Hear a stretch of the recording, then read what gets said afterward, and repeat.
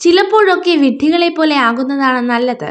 എല്ലാം മനസ്സിലായാലും ഒന്നും മനസ്സിലാകാത്ത പോലെ അങ്ങ് നടക്കണം. ചില ബന്ധങ്ങൾ നിലനിൽക്കാൻ അതാണ് നല്ലത്. വേദനിപ്പിക്കുന്നവർക്ക് നമ്മൾ മറുപടി കൊടുക്കാൻ നിന്നാൽ നമുക്ക് അതിനെ സമയമുണ്ടാകൂ. അവർക്കുള്ള മറുപടി കാലം കരുതി വച്ചിട്ടുണ്ടാകും. അത് കാണാൻ ക്ഷമയോടെ കാത്തിരിക്കുക. ആഗ്രഹിക്കുന്ന കാര്യങ്ങൾ നാളേക്കായി മാറ്റി വെക്കരുത്. ഇന്നു തന്നെ അതിനുള്ള പരിശ്രമം തുടങ്ങണം. നാളെ എന്നൊന്നുണ്ടോ എന്ന് പോലും ചിന്തിക്കരുത്, പ്രവർത്തിക്കുക. സ്വപ്നങ്ങൾക്ക് പുറകെ സഞ്ചരിക്കണം. പരിഹാസങ്ങളിൽ നിന്ന് പാഠങ്ങൾ ഉൾക്കൊള്ളണം. വിയർപ്പൊഴുക്കി അധ്വാനിക്കണം. തളർത്തുന്നവരുടെ മുന്നിൽ പുഞ്ചിരിയോടെ തലയുയർത്തി നടക്കണം. ഒരു ഇരുമ്പ് ദണ്ഡിന് കൂടുതൽ അടി കിട്ടുന്തോറും അത് മൂർച്ചയുള്ള ഒരു ആയുധമായി മാറുന്നു. അതുപോലെയാണ് നമ്മുടെ മനസ്സിന് കിട്ടുന്ന ഓരോ വേദനയും നമ്മുടെ ജീവിതത്തെ മൂർച്ചയുള്ളതും ബലമുള്ളതുമാക്കി മാറ്റുന്നു.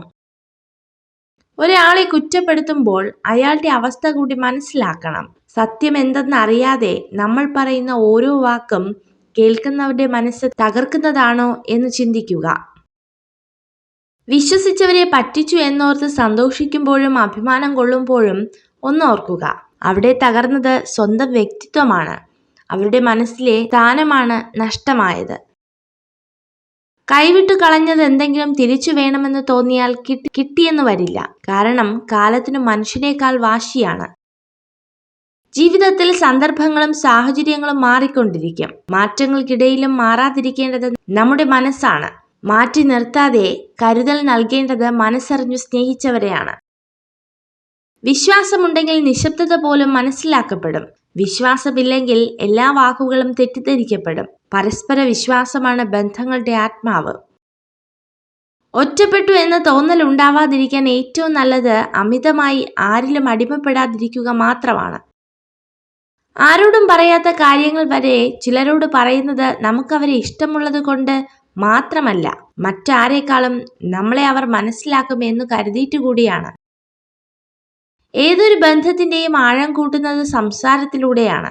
സംസാരം കുറയുമ്പോൾ ബന്ധങ്ങൾ അകന്നു തുടങ്ങുന്നു. പഠനങ്ങൾ പറയുന്നു, തന്നെ ആത്മാർത്ഥമായി സ്നേഹിക്കുന്ന പുരുഷനെ നഷ്ടപ്പെടുത്തിയത് ഒരു സ്ത്രീക്ക് തീരാ ദുഃഖമാണ്.